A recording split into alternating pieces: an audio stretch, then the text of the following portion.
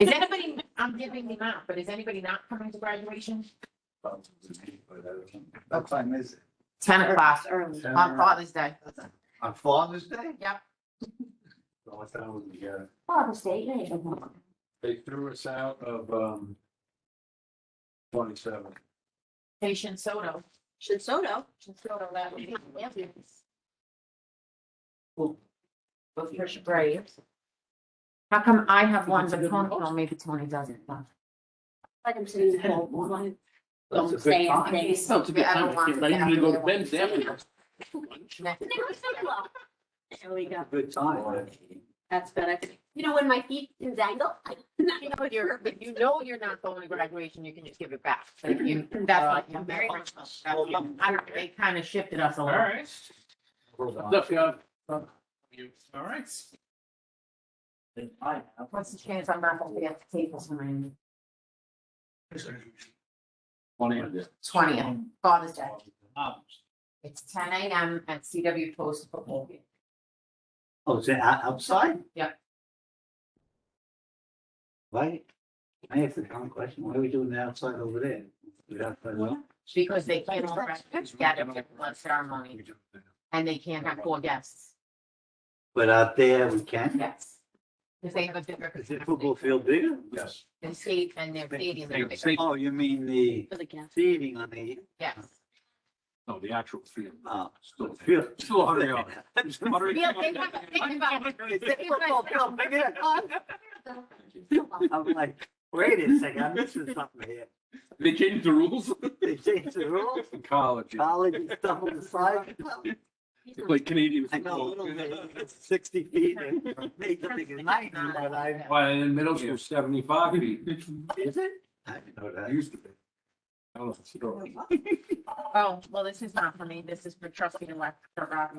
We don't have, we don't know this. I'm like, I almost just opened it. It's not for me. Not for me. That's it. Anthony Valentino, what is that? Precise with 89, it was for 7 now. We all moved down. Yeah, they switched everything over. That's not you, that's you, yeah. Okay.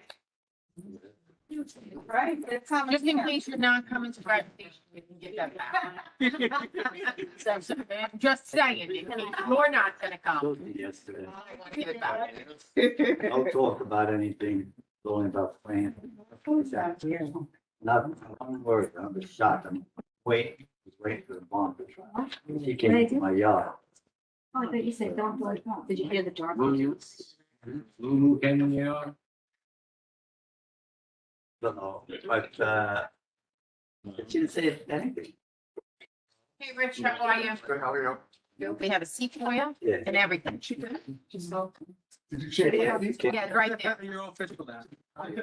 Wait, usually you guys are over here, but they didn't turn the table. I don't know. Yeah. Just so before we start, we're gonna click Alan on. We did invite her to come into the board committee meeting as a new member, as we would have done with you. However, just to hear the new, what happens during an audit.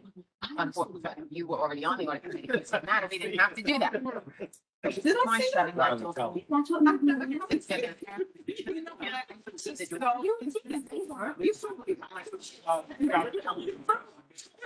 Happen again. All right, just give me 2 seconds. I want to go to do a lot. Because it's not an open meeting. Sure, I'll find.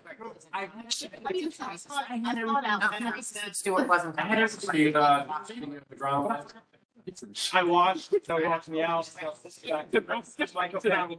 don't want to give it up a hit, but I really want to go to bed. So I'm like, I'm gonna keep watching, and we went, what, 3 more batters. He was really setting up, by his low pitch scan. And And the day before the 1-year anniversary of Nohan, so. he was humming. It's like, it is like truly watching like baseball god. Yeah. Yeah, like, it's like once in a lifetime. His ERA went down. Like, it's, can you hear us? Since I knew what she was, is it? That's interesting. 1964. Or I thought it was 1964. Yes. Yeah, yeah. Who was it? Only so that. Can you hear us? Can you hear us? We can't hear you, Alan. You gotta unmute, bud. Well, you could stay like that, but There we go. you get a All lot done. Hey, right. Yeah, I could hear you guys loud and clearly. Hi, Alan. How are you? Hello, I'm doing well. How are you? Good. what does she complain about? She got like 15 days left of work and then she's come on, Jack. Every day's a good day. True. Always good to be a Bruin, except when you're a Ram. Hey, Alan. Hello. Good evening, everyone. All right, so we're just gonna open the meeting, so give me 2 seconds, and then we're gonna go into exec, and then we'll let you go. Okay, sounds good. Should start with that and see, make sure. Well, we should. My people always down to the chair. Evening, everybody. Welcome to the special business meeting of June 1st, 2021. Please rise for the pledge of allegiance. Allegiance to the flag. United States of America.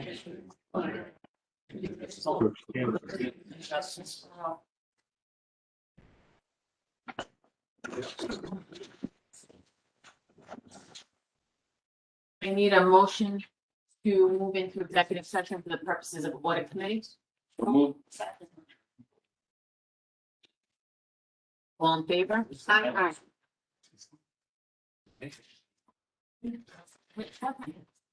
Hey, Belichick, how are you?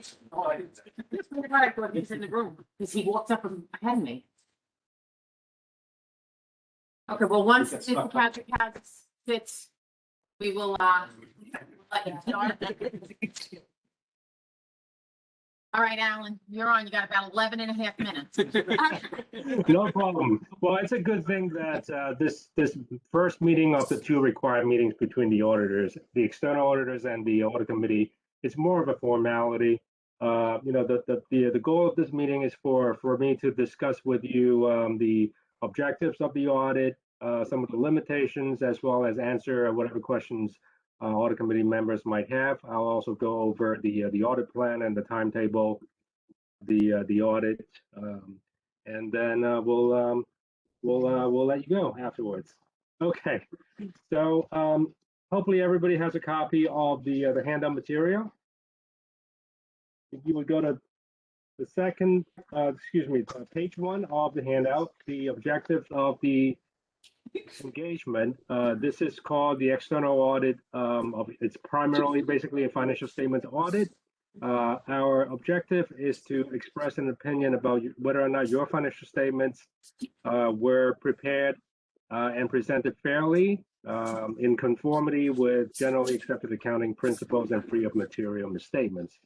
The objectives also include a report about your district's internal control over financial reporting and your compliance with laws and regulations, as well as provisions of contracts and grant agreements. And that's required. That report is required by government auditing standards.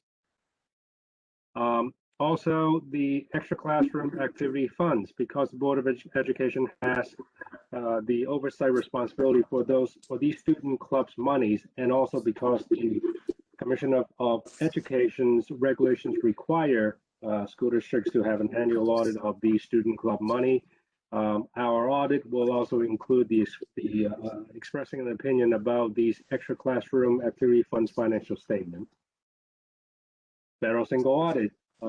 When an entity receives and expends more than $750,000 in federal awards in any given year, they will be subject to a federal single audit, and your district has historically been receiving more than $1 million or more than $750,000 of federal awards.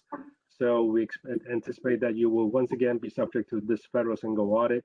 It's a program compliance audit, and every fiscal year we look at the types of federal grant awards that the district has received and expended, and we would perform these program compliance audit on a rotational basis.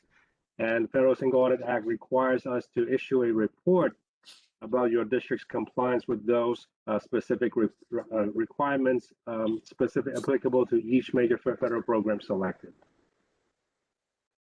Okay, the next page, page 2.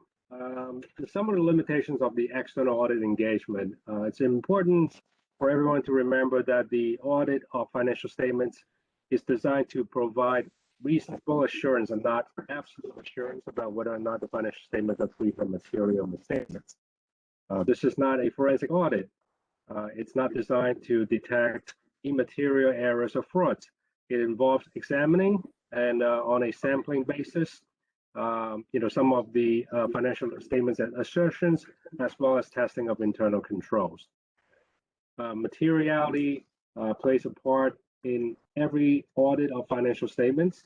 For a district of your size, the materiality amount is actually very high. It's close to $500,000. What that means is as we proceed with the audit, if we come across errors or misstatements that would require audit adjustments, we will accumulate those and we would go over those adjustments with the business office.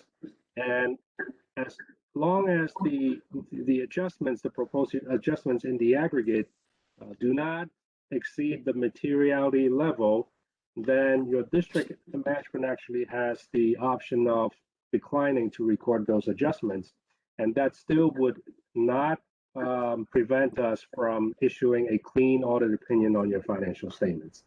But if that is the case, I want to just emphasize that historically, that has not happened.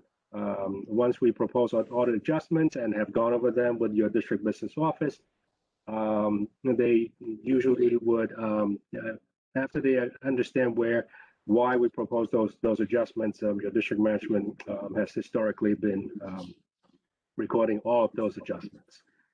But should there be any journal entries that are declined by management, we will report those to you. We're required by our profession, the AICPA, to follow auditing standards issued by the AICPA, known as Generally Accepted Auditing Standards, as well as the government auditing standards issued by the U.S. government and the Federal Single Audit Acts and the Office of Management and Budget Uniform Guidance in performing the financial statements audit, as well as the Federal Single Audit that I mentioned earlier.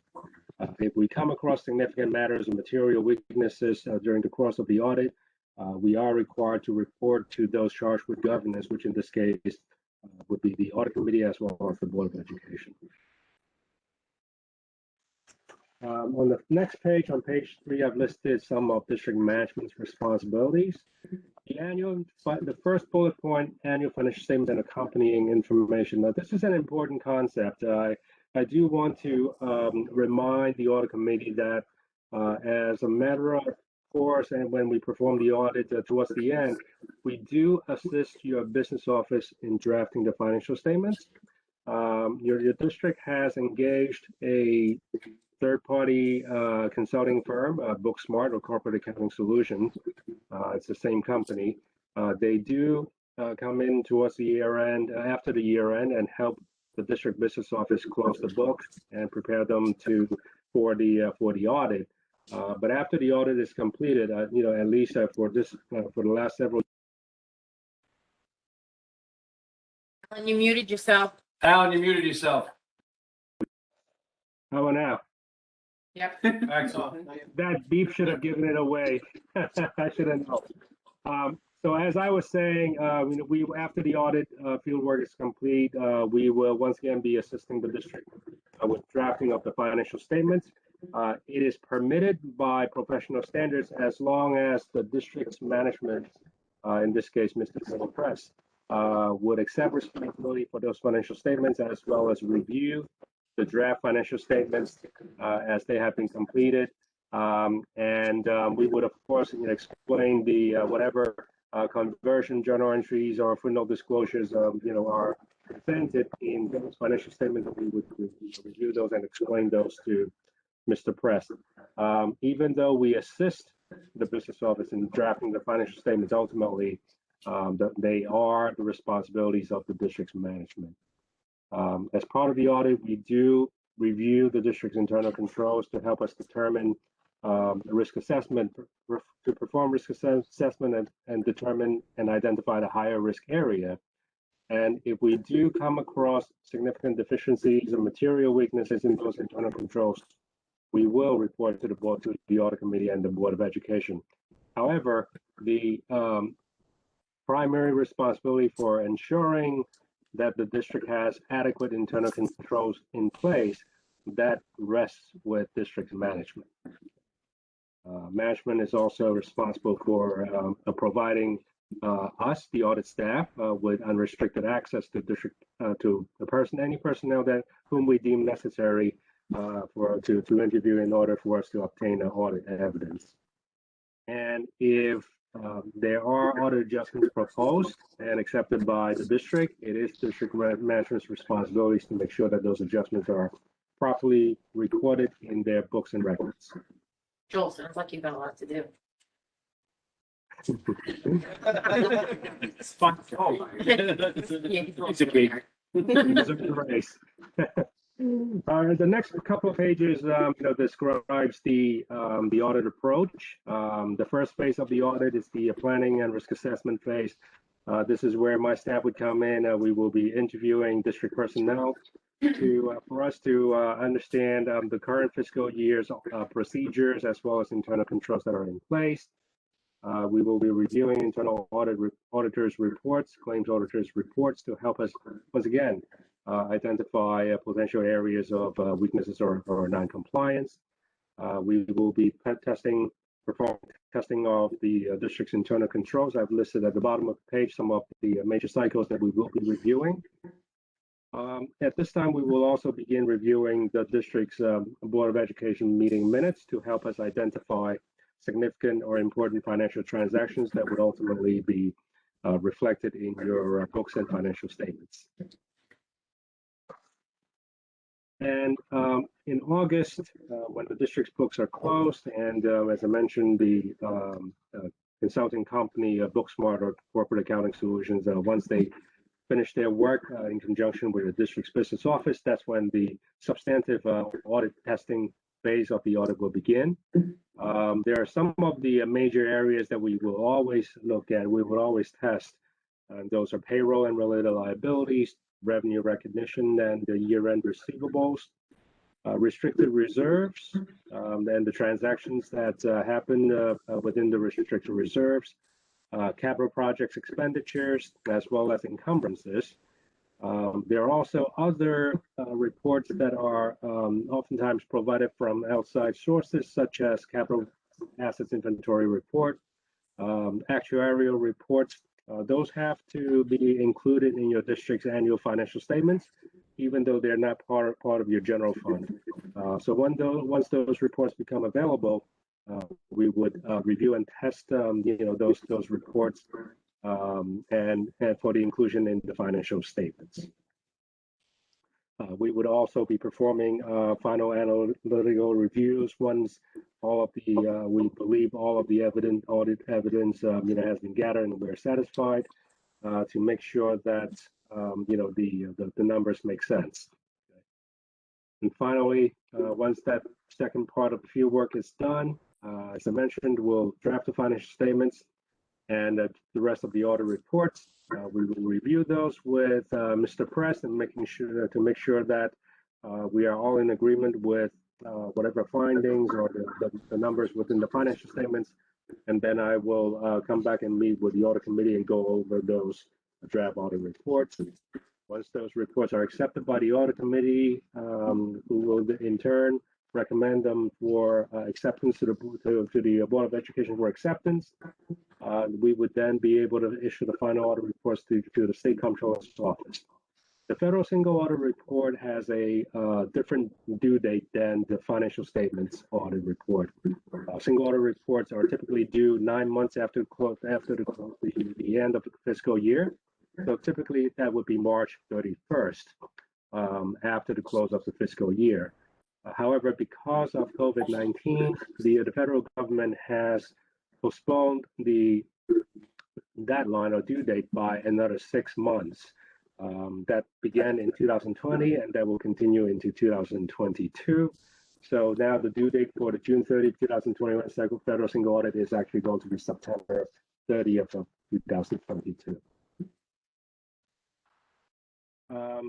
The following page, as far as the timetable, in about 3 weeks' time, my team will come to the district office to begin the first planning and risk assessment phase of the audit. And currently, we have scheduled the second week, the week of August 16th, to come in and start the substantive testing phase of the audit. As far as all the other outside reports I mentioned earlier, capital assets inventory reports and actuarial valuation reports, typically they would be available sometime in September. So the goal is for us to reconvene, for meet again in this audit committee setting sometime in early October, so that we can submit the audit report by the October 15 due date.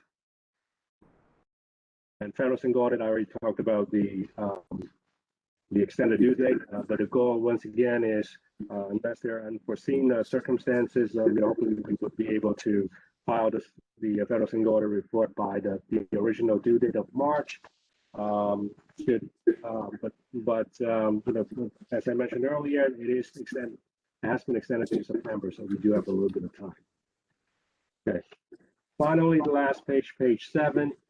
There are 2 new accounting standards, really one that is effective for this current fiscal year ends financial statements, which is GASB statement number 84.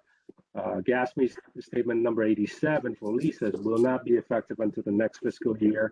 I've included here, just for informational purposes, because it's starting to, the audit community is starting to discuss GASB statement number 87 right about now. But as far as GASB statement 84, I touched on that last year at the end of the audit a little bit. And now that it is here and it's going to be implemented and reflected in your financial statements, just want to touch on it very quickly as far as what that means. Basically, in the past, school districts have always been using the trust and agency fund to report certain transactions, and most notably payroll withholdings, scholarship accounts, as well as extra classroom activity funds. With GASB statement number 84, the reporting of those accounts will be changed. And the payroll withholdings will now be accounted for in the general fund going forward as of June 30, 21, and then going forward. The GASB has determined that all of those payroll withholding liabilities are the liabilities of the local government after all, and it's not the school district is not holding it in a fiduciary capacity, and therefore it needs to be reported in the general fund. As far as the scholarship monies are concerned, based on the GASB's requirement and criteria, because school districts, oftentimes do have the ability to determine scholarship award recipients, their involvement in making that decision basically render the scholarship funds not a fiduciary activity, and therefore it needs to be accounted for in a governmental fund. And depending on the number of scholarship funds that the district has, there are 2 options. Option number 1 is to simply include the activities in the general fund, and then that would qualify, and that would meet the requirement of GASB 84. The second option, and then that would really be for school districts that have many scholarship awards, and that is to set up a new fund, a new special revenue fund, and account for those scholarship funds separately. And this option is also going to be utilized for the extra classroom activity funds.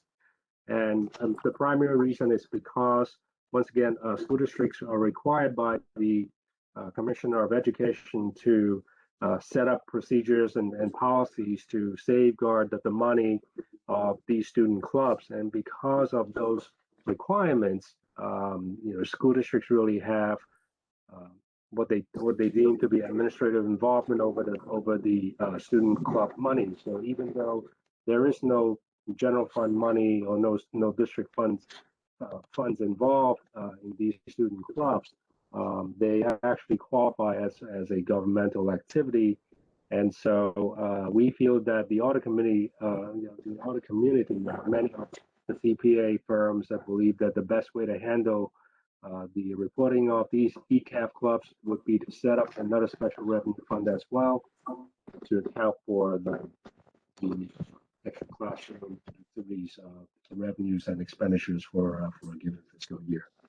And also what's going to impact school districts is the fact that a lot of school districts collect property taxes on behalf of the public libraries, and the library portion taxes are added to the annual tax warrant. The towns and the county in turn would remit the property taxes to the school districts, and school districts will turn around and pay the taxes over to the library. And once again, because of definition and criteria within GASB 84, this relationship qualifies as a fiduciary activity, and therefore, in the new custodial fund, a custodial fund replaces the agency fund. So in a new custodial fund, the district will have to report the cash received on behalf of the library, as well as the property tax, dispersed to the public library, in this arrangement. Okay. So that is definitely something new that in the past it simply would just go off balance sheet, if you will. Okay, so that's GASB 84 in a nutshell. As far as GASB Statement 87, I think very quickly, just to explain what it is, it's GASB wanting to really just for local governments to start reporting leased assets as well as liabilities on the balance sheet instead of simply disclosing them in the notes to the financial statements. Not going to get into the detail right now since it's not going to be effective for another fiscal year. So that's those are the materials that I have to present. Any questions from the audit committee? Yeah. Alan, for gas 84, since we're already in 2021, how is this not? How do we retroactively put the stuff in the right funds if we're already in the year, right? Right. So the requirement is for the financial statements as of June 30, 21 to have it reported. So this took a while because school districts had to wait for the SCD and wait for the state comptroller's office to come up with account codes, and they finally did in December. The state comptroller's office came out with a bunch of account codes, but the SCD has not made any determination as to the extra classroom activity funds. So it took the audit community and the GASB themselves.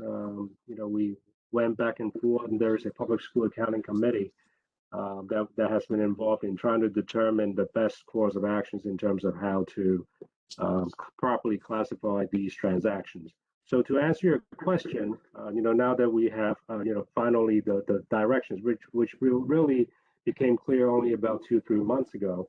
So what's going to happen is, and also not to mention the software company, your district utilizes Envision, which is a product of Finance Manager. They're primarily really two major software vendors when it comes to governmental accounting software packages, and they have also finally started to come out with guidance and training as far as how to go forward for school districts to implement GASB 84. So for June 30, 2021, in order to present the financial statements, in accordance with GASB 84, it will take a number of journal entries in order to make that happen. So the software companies already said that as far as what they need to do on their end, as far as having the payroll withholdings coded to the general fund instead of to the trust and agency fund. They are envisioning that to happen effective July of 2021.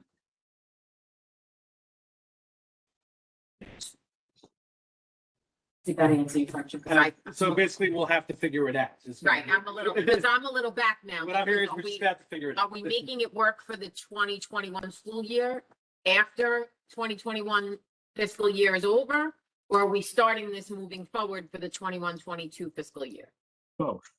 So for the reporting of June 30th, 2021, transactions, right? The goal is to make sure that financial statements properly reflect the requirements of GASB 84. So as far as for example, the public library property taxes, okay, it's a matter of identifying the total receipts, which we know what the amount should be, as well as the total amounts remitted to the library, and then you use a journal entry and to gross it up and report the entire year's activities. So long as of June 30, 2021, and when it comes to financial statements and reporting, the cutoff is not June 30, 2021. The year-end close, typically, I think in years past, and you experienced that sometimes the year-end close could not be done until, late September, late October even. So we still have time when it comes to and not to mention the accounts payable and receivables, accruals, all those accrual accounting that needs to be done. Those happen after June 30th as well. So this is not that different. But once again, once we have those new accounts set up and in place, by moving forward for the 21-22 fiscal year, the expectation is that transactions will now be reflected in the new funds and the new setup. I know some districts, some local governments have said that they're just going to continue to account for those transactions in the trust and agency fund, and then wait till the next fiscal year end, and they'll once again do a journal entry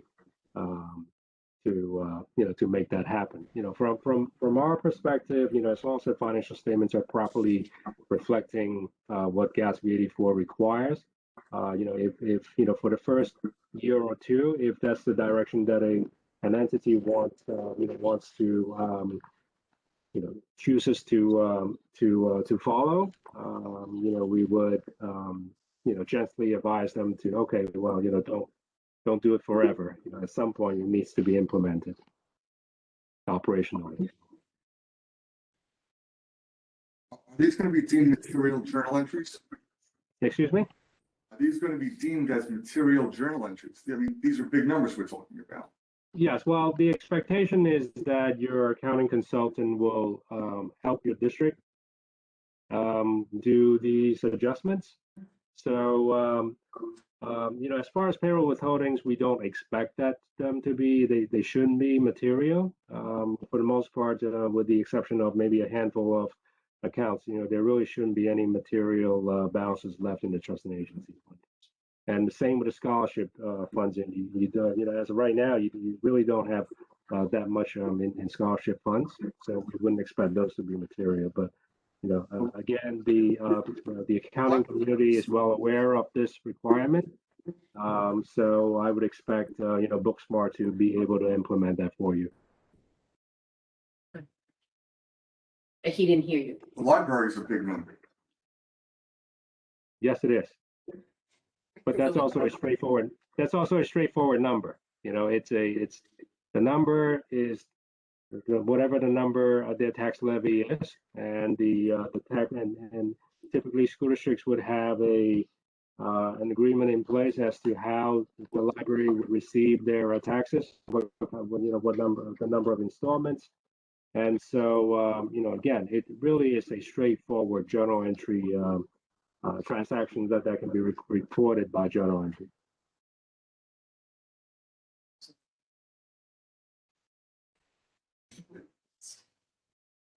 So that's going to be a material entry, even though it's straightforward. Yes, as long as it's not done by us, as long as it's done, done by the district, or by, the consultant, which is an extension of the district, I have no problem with that. I don't know if I even understand that, so.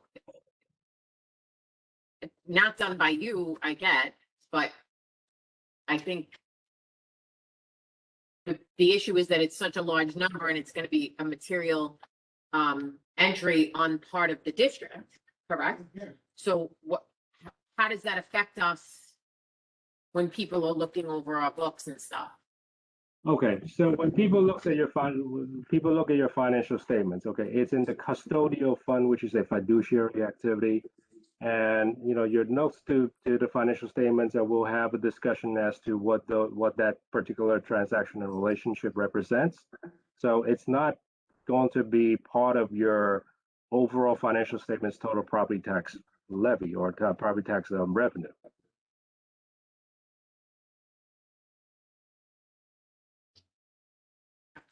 All right, so essentially speaking, when people come out and say, you have all this money here, it doesn't belong to us, or where did all this money go, it's gonna be easily seen and easily explainable that this money does not belong to us, it's library money. That's correct. And also, just to remind everyone, and then that's how when you set your tax levy, that's how it's presented as well. You have both the school purpose taxes as well as library purpose taxes. I know, but now we're creating a new fund or a new line, people are gonna say, why is this line here? What's this money for? Or that's just, I think, is a questionable thing. We just want to know. Okay, no, that's a very, very fair question. And as I said before, in the past, it's off balance sheet. No, you're right. Potentially people could ask that question. And, to that, I would just say, well, this is being even more transparent because the transactions themselves have been taking place, and they have been included in the annual tax levy, when you set your tax levy. So this is just really, closing the loop, or just being transparent to state that, well, there are these transactions that have taken place, even though they are not considered part of the district's, finances. All right. And this is not just us, it's everybody, right? That's correct. And actually, to that effect, for elementary school districts and high school districts such as Valley Stream and the Belmont Merricks, their elementary districts will have to report, the high school, their share of the high school district taxes in a similar fashion. Yeah, I've had conversations with other business officials and they're all in the same boat.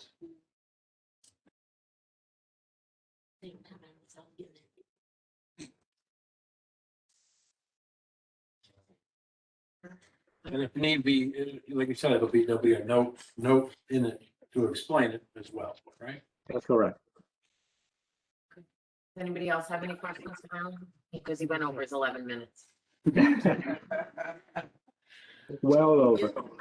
It took everything I had, Alan, not to go, at about 12 minutes, just for the shock factor. Does anybody else have any questions? All right, so Alan, we want to say thank you very much for joining us this evening, and we'll say have a happy summer because we probably won't see you until October, November. Right. So thank you very much for all your efforts tonight to be with us. You're very welcome, and thank you for your time. We'll see you in a few weeks. Bye now. Yeah. Here. Goodbye, everyone. Well, we'll get you a Ram mask when you get here. Buddy. Yeah, sounds good to me. I like that. All right. All right, goodbye.